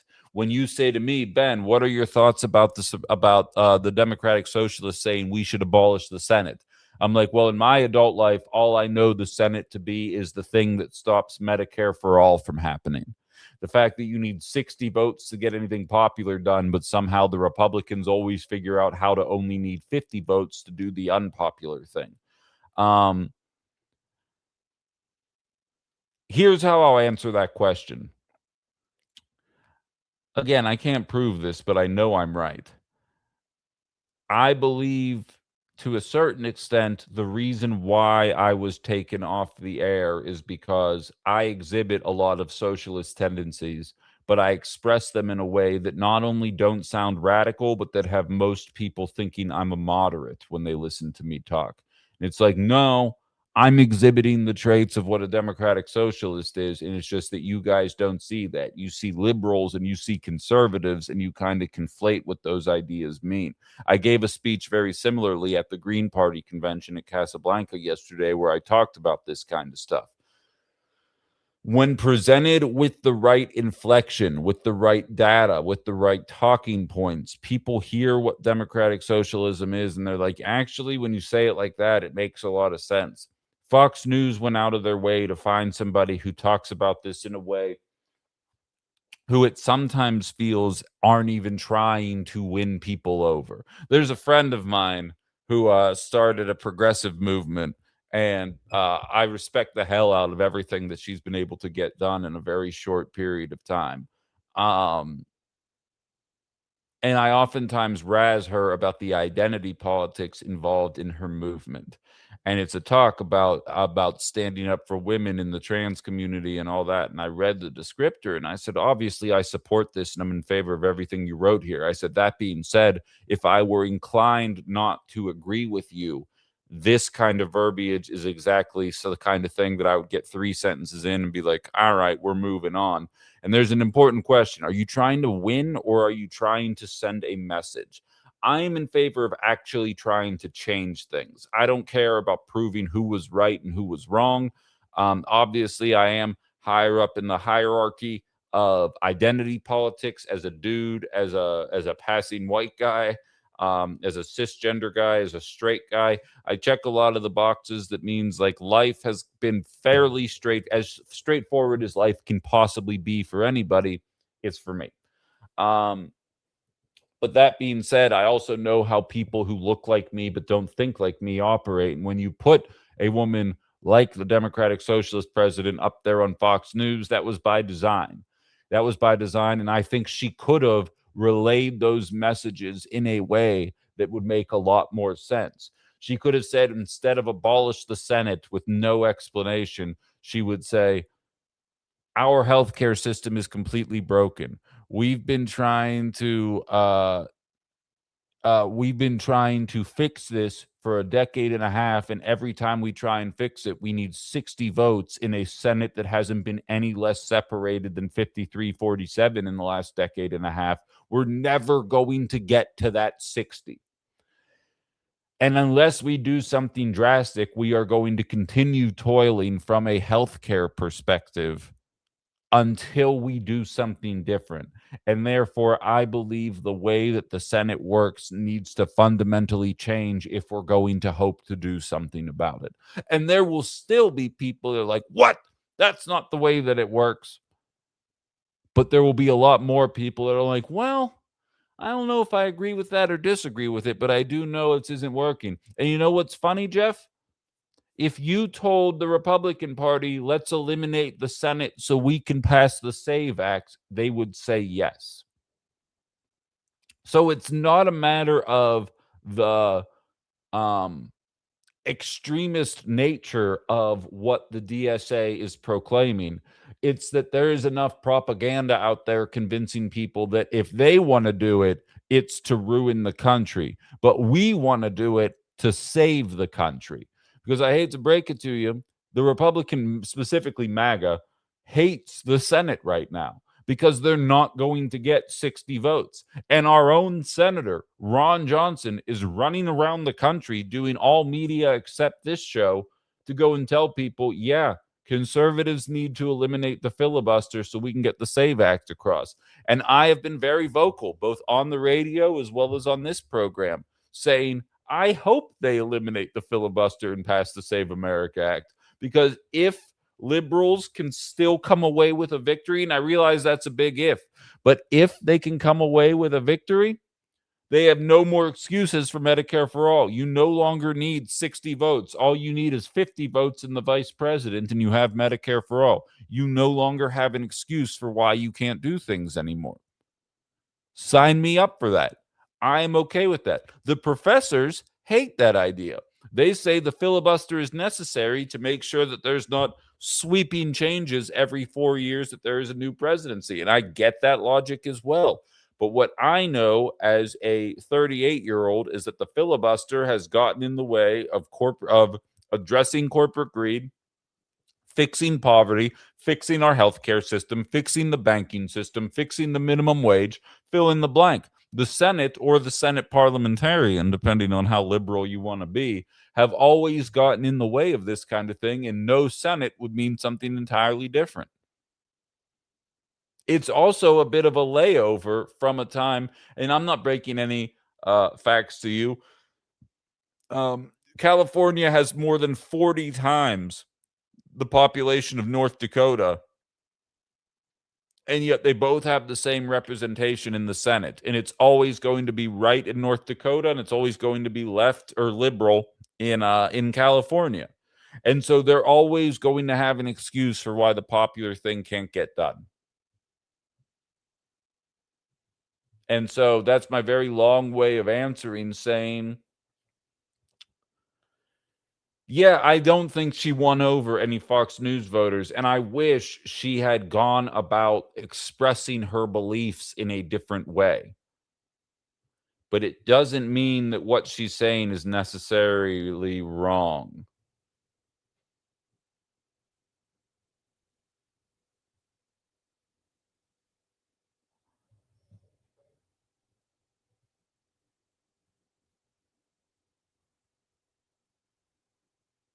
Meek Time says, I used to be a political junkie that always watched the news, but I haven't been paying attention since the election.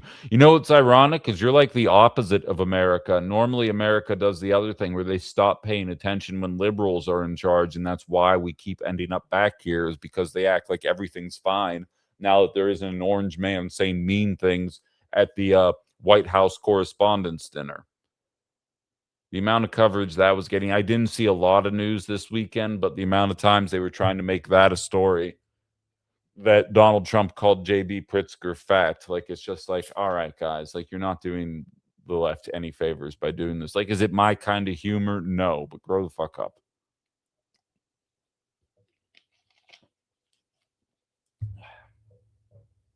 It is really hot in here today, but I'm not turning the AC on for another 25 minutes, but holy shit. Batten is so cool that he makes socialism cool off with his head. Yeah, well, to a certain extent. My chat is bugging out, so I'm not sure if there's anything. No, we see you, Alex. I haven't been reading a lot of the comments today. It's just been one of those kind of shows. I apologize. I posted a screenshot of the political violence against my person in Discord. FBI agents are tracking his location at this very moment. Wait, what do you mean? Funny, the Senate being 57-43 about health care, but public opinion is 70-30. Hey, Senate, wake up and vote for the public majority. So, Brian, then I say because you're aware enough of what's going on then to kind of see it through that lens. In your estimation, then, is the idea of abolishing the Senate that radical? Because I agree with you. The crux of outside the box has always been built on the idea that more than 60% of people support jazz cabbage legalization. They support increasing taxes on the rich. They support a government option for healthcare to opt as a backstop against these runaway prices. They support, this is again, all more than 60%. Universal childcare, something to address the cost of college. The list goes on and on. A lot of the things that we talk about on this show have a majority of support with Americans, and some of them even have a slim majority of support within the Republican Party. And yet we get no movement on any of these issues ever. And it's mostly because of the Senate. And then sometimes the House plays the villain, but it's normally the Senate. And they can say, we need 60 votes, and those darn Republicans don't want to vote for us. Those darn Democrats, they just hate democracy and America. And that's why they don't pass the SAVE Act. And don't get me wrong. I think the SAVE Act's a piece of shit. Like, I don't, or the Save America Act, both of them, they're pieces of shit. I don't want them to pass.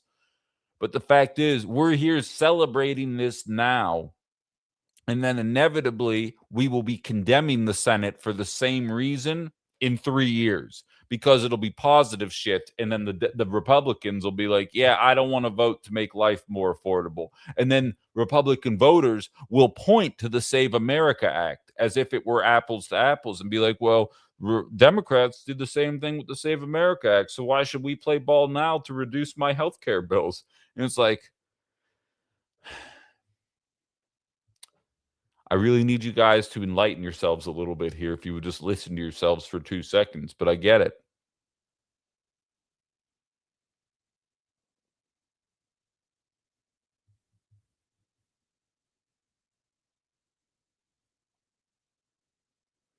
Fear is not a good excuse fear is not a good excuse to not do the right thing. Yeah, I agree. I agree. I believe Republicans have never thought that democracy was anything but a tribal myth. Hunter S. Thompson, that's interesting. I wish he were still around, because I feel like he probably would view the political prism through the same lens in which I do. And like, again, it's no coincidence that Republicans or the Democratic Party is struggling to finance as well as they have been. Carla, you're hooking February up with $2.44. I appreciate that. Thanks for saving me the effort. The system is brittle. The people inside it are scared. Their goodness is conditional. Their order is a thin con. I mean, yeah. I mean, that's what the Joker always said, right? These civilized people will eat each other the second the system falls apart. And I feel that. I feel that. And again, to me, that's why they want the flock cameras everywhere. That's why you're seeing surveillance increase. That's why you're seeing all these different kind of things happen, because they're not intending to fix the system. They're intending to police us more. And what Alan said in the first hour is accurate. White supremacy will eventually come for us all. It's just a matter of keeping us placated until then. All of you, or most of you, are on socials, I'm sure. You've seen the if you don't want to be pew-pewed by the police, then don't stab a police officer. And it's like, those same people, when you hear the story about Ashley Babbitt trying to pull the glass off of a door to crawl through it in order to get to what she allegedly saw was Chuck Schumer, and then she ends up getting pew-pewed, it was, why didn't the police show restraint? And like, you can agree with one of those and disagree with another one. I'm of the same point in both of them. Nobody had to die in these situations, and yet we find ourselves there. And what Republicans don't realize is when they champion their back the blue attitude every time something disgusting happens, they are opening the door for this to happen later. I'm just saying. Harambe, I actually started the show off today with the reporting in Oregon that like 3 people that were pretending to be ICE agents basically just kidnapped a person, which is wild.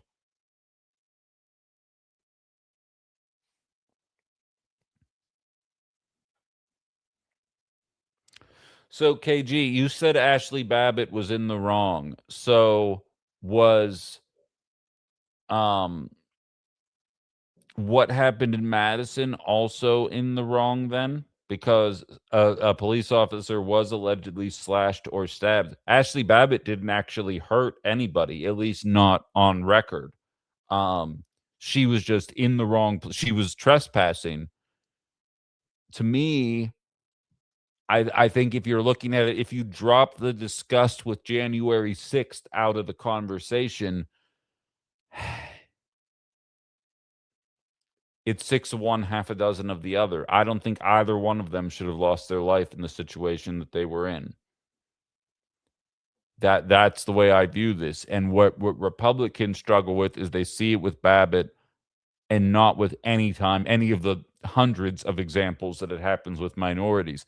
Democrats are quick to highlight it with minorities and then not so much otherwise.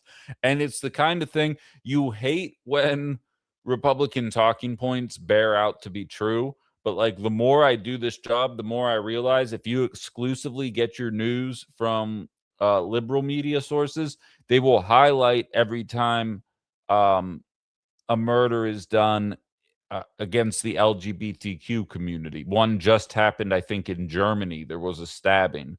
But if an immigrant does it, that's only covered on Fox News. Fox News covers the immigrants. Um, Liberal news covers the hate crimes, and it's all designed to get people mad at white supremacy or mad at undocumented immigrants or whatever the situation is, and keep us in our camps. And the faster we realize it, and I see you saying the difference was Babbitt was pursuing and Ruiz was fleeing. Exactly. I feel you. I'm telling you, optically, you're going to lose this argument every single time. Neither one of them had to die. And I don't even think that that's a bold statement to make.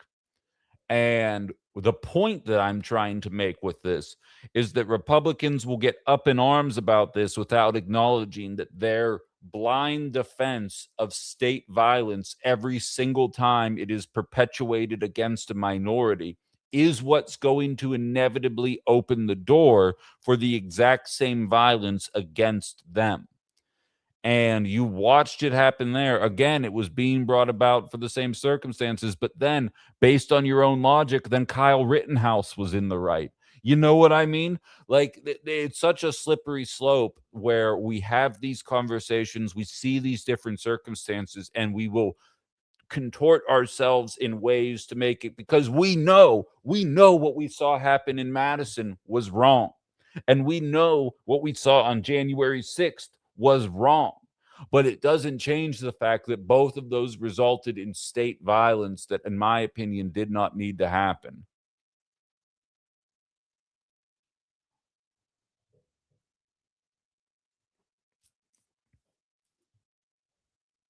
Raul says Babbitt died because she threatened rich politicians. Now we're getting somewhere. That's kind of my whole point there, is that you can sell a Republican on the idea that we need flock cameras in order to catch undocumented immigrants, and they will go along with it. You can sell a Republican on the idea that we need all of this surveillance in order to catch all the black people doing crimes. You can sell a liberal on the idea that we need the exact same technology to catch the Proud Boys, that we need the exact same technology to catch a 3%er.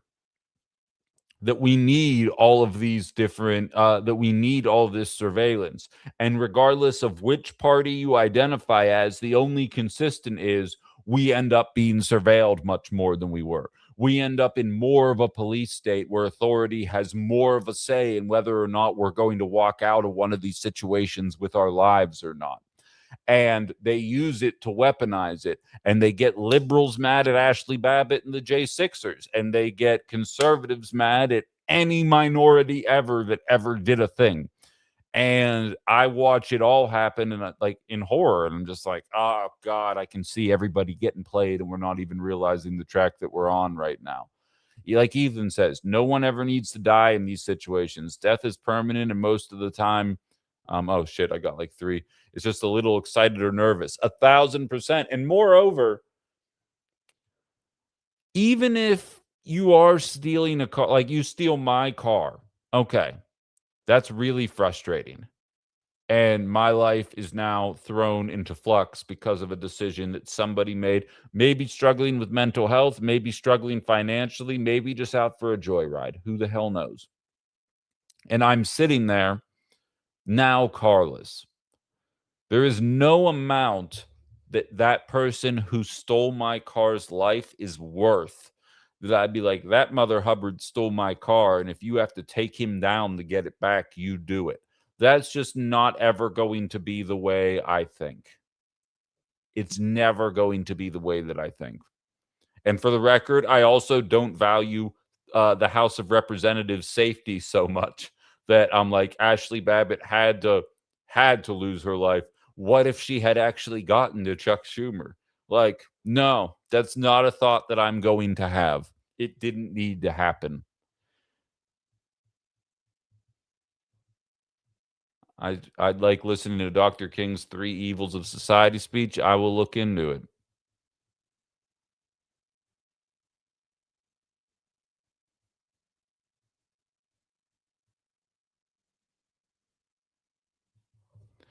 Justin says, I don't understand the Babbitt take. She was warned not to proceed, disregarded, and got shot. Right. Shoot her in the shoulder. Shoot her in the leg. I'm not saying she shouldn't be shot. I'm saying there's probably there was probably a more effective way to handle these kind of things. Allegedly, a police officer was stabbed during the altercation last week. You got to take the threat down. Fine. One in the leg probably would have sufficed. 3 from point blank range in the head is a criminal offense. It's probably not going to go down that way, but it is. And it's hard to look at these things through that lens because obviously I think Babbitt was a jackass, and I think Ruiz was somebody who was going through the rigors of life that didn't deserve to get what he got. They both had the same outcome, and my take is the same in both scenarios. Neither one of them deserved what ended up happening, and I could probably, if I were intending, again, I'm shooting from the hip at this point. We're in the last 10 minutes of the show here. This is oftentimes when this happens. I could probably find you dozens of other examples of moments where this didn't need to happen either, where it still ends up happening. And I can show you people both justifying and not justifying what happened.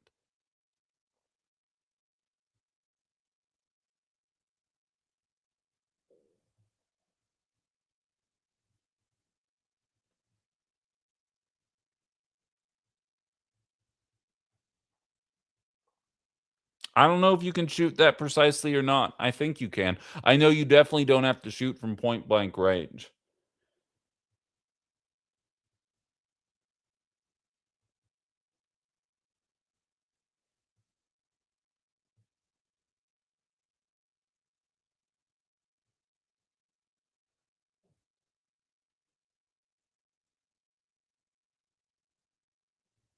But yeah, this is all assuming, and I see Lorelai bringing that up. I'm assuming there was no other pew pew involved in the conversation. Then it's a whole other matter entirely. Both of these people were unarmed or armed with melee weapons, which I don't know what the rules are in Wisconsin. I know in Pennsylvania, if somebody has a melee weapon and you have a pew pew, it's not as straightforward as you would think. Like, if you shot and you did take somebody's life, there's not a guarantee that you're going to be able to prove that your safety was threatened in a way that deadly force was necessary.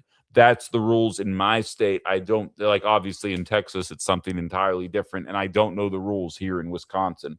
But so, I mean, that's my attitude on the matter there. I really don't remember how we even got on this topic. I'm going to be real with you guys. I don't know how we got here, but we're here now. Nothing I can do about it.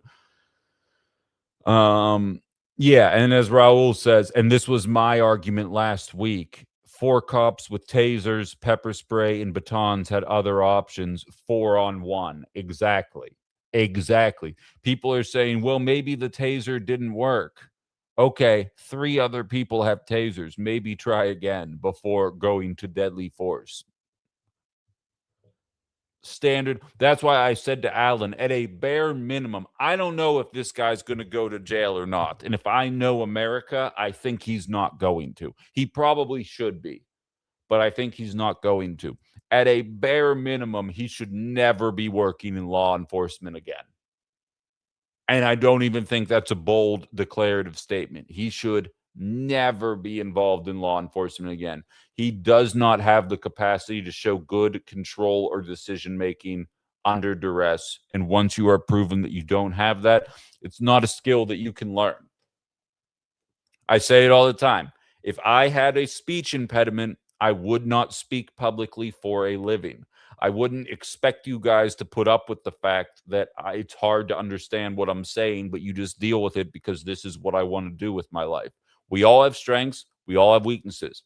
It's you have to acknowledge that, and very clearly, whether it's an anger issue, because he allegedly did get attacked with a knife, or a lack of calmness in nerve-wracking situations, whatever it is, far be it for me to judge. I'm jumpy as fuck. It's the reason I'm not a police officer, because I know that if I were like on edge, I'd probably make a bad decision. So I don't put myself in that position.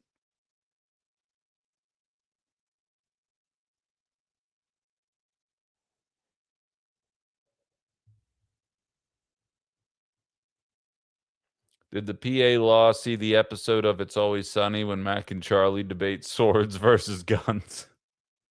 Bang, bang, bang, bang. Yeah, right. Michael Fanone has his own YouTube show. I follow Capitol Police. Who, yeah, now I'm familiar with the guy. I see him all over.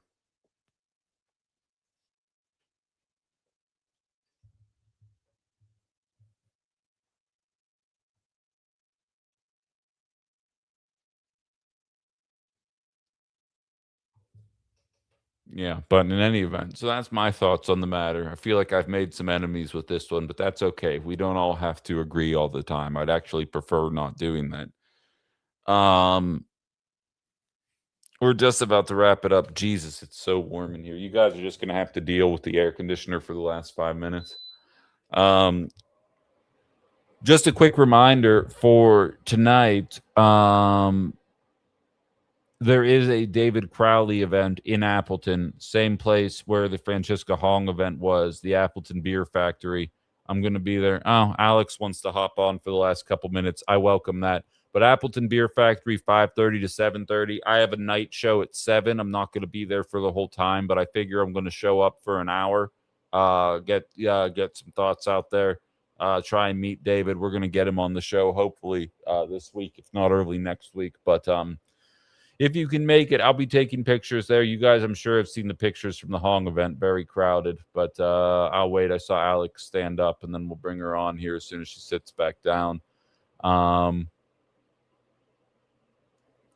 Yeah, so YouTube can't hear the AC because the mic is sound canceling, but TikTok can, and they always give me shit every time I turn it on. That's cool, Carla. I didn't expect you to. Alex, I'm going to bring you up here. All right. Are you doing something? Okay, cool. I'm going to bring you up. Okay. Hello. Hey, what's up? Okay. I just wanted to speak on a little bit about what happened in Madison because there was a interesting little thing that I was reading on my phone the other day about not code of conduct, but actually how a walkthrough of a situation would look. And the level of escalation when it comes to, and I don't want to say targeting an individual, but when you can see someone who presents as unhoused, that does actually change the method that MPD, according to its own code of conduct and communications PDF files that are very easily accessible on Google, it would actually make this one of the lowest priority calls that they would need to respond to, and they would only be sending out a single officer for this call. And when we talk about over-policing and systemic racism within the policing system, we really need to get particular about exactly why this is the way it is. According to their own rules, we only exercise the minimum force and authority necessary to achieve legitimate law enforcement objectives. We demonstrate the highest standards of self-discipline, even when no one is watching or listening. Well, fuck me. There's fucking flock cameras on every corner. Someone's always watching. Someone's always listening. And if it gets to a point where nobody is recording, how long before we just start seeing people taking over flock cameras to access this before they pull it, scrub it, and do something else with it?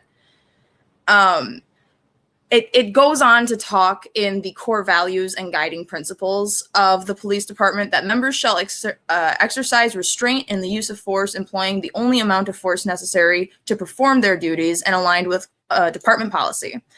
I cannot find the exact PDF, but it also mentions when someone appears aggravated or less than in a normal state of mind, being able to walk up to them and say, "Hey, bud, what's going on?" all the officers are instructed to maintain a safe distance in case that person has a weapon hidden or concealed on their body. I don't know a single unhoused person who does not carry some sort of personal safety weapon, because it's just something that you need to do when you're unhoused. Other people who are unhoused might take advantage of you. You might have beef with someone and, you know, not want to run into them without anything to defend yourself.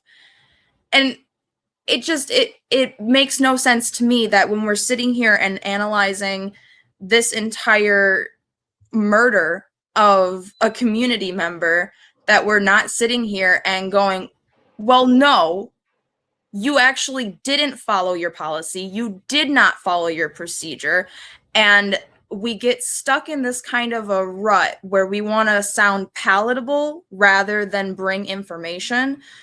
And I think that as white people, allies, talking specifically to y'all and us now, we cannot just take what Black leadership is telling us and regurgitate that ad nauseum. It does absolutely nothing to help anybody. And if anything, it makes it worse for people who are in minority neighborhoods. I don't know exactly what the best term to describe it would be, but someone who's actually been displaced and put into a poor neighborhood next to a gentrified area. Like, we can't just sit here and talk about buzzwords. We have to be very matter of fact. No, it is their own code of conduct that they're breaching, and they displayed that. I just want to interject here, because in the day after, I did state, once you know the person has a melee weapon, why can't you form a 15-foot perimeter around the guy and slowly talk him down and walk with him? Don't let him outside of the perimeter. Don't get so close that you are in slashing range. You have tasers. You have non-lethal distance measures to take. I said all of it. So I'm 100% there with you. Today it wasn't, because, again, I wasn't anticipating this Ashley Babbitt Ruiz comparison, and so I've been kind of firing from the hip here quite a bit. But just to be clear, yes, I'm not naive or, you know, not saying that this had to happen this way. Like, very clearly there were non-lethal measures that could have happened. And of course, when I did that segment, I had MAGAs on my TikTok saying, oh, so now you're a police expert. I'm like, no, not at all. I just have basic common sense. And I would say, if me and 3 friends were in that situation, that's how we'd handle a guy that had a knife. And you would exactly would do something similarly. As also another comeback would just be, well, I'm literate. Yeah. So yeah. I can read. It doesn't take me going through, what is it, 80 hours of courses to have to understand that what I read on the paper is the terms of my employment, like any other job. I'm not going to go down to Kohl's and have someone hand me Kohl's cash and say, you stupid bitch, this isn't money. I can't take this. Right. Like, we need to understand what we're getting into, but we also really, really need to focus on the fact that if we're going to talk about systemic racism, you better be able to break that down into a nitty-gritty, finely detailed and nuanced, almost fucking novella. Okay? Like, you need to be able to understand what you're talking about, which is why I wanted to just talk a little bit of shit and address the audience, because if you don't know what you're talking about, you are not going to be helping anybody. You're going to be doing a disservice to everyone around you and yourself, because that time that you were spending yapping about fun to say, easily accessible buzzwords, like, you could actually just spend time finding out ways to make yourself a better teacher, so you don't have to rely on those buzzwords, and you can have conversations with people who you might not see eye to eye on about a situation. But fuck, even the Ashley Babbitt thing. I was bartending at the time, and I had quite a few conversations with people where I was like, well, don't you think?